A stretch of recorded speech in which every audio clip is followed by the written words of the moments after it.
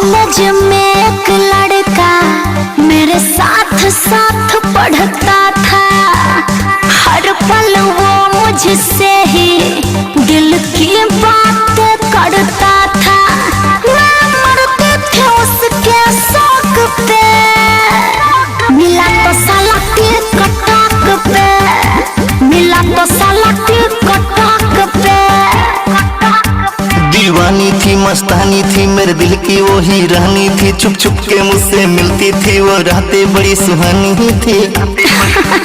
मैं मरता था उसके शौक पे।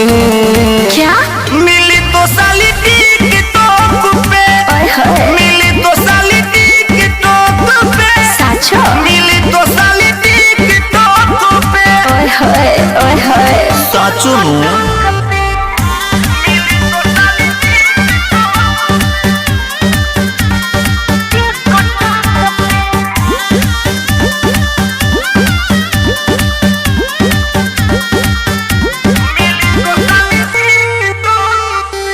पास मेरे आता था।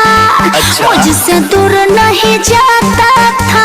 हाँ। जब भी गुस्सा होती थी तो आके मुझे मनाता था। अरे वो प्यार करता था।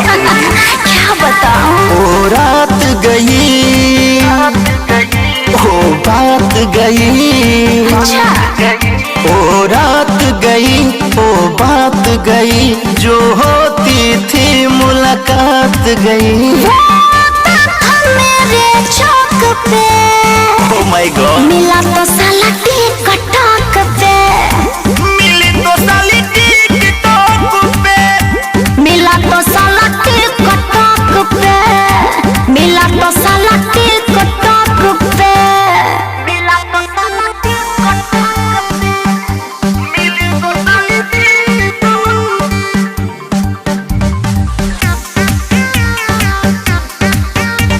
Music by Shubham Raj.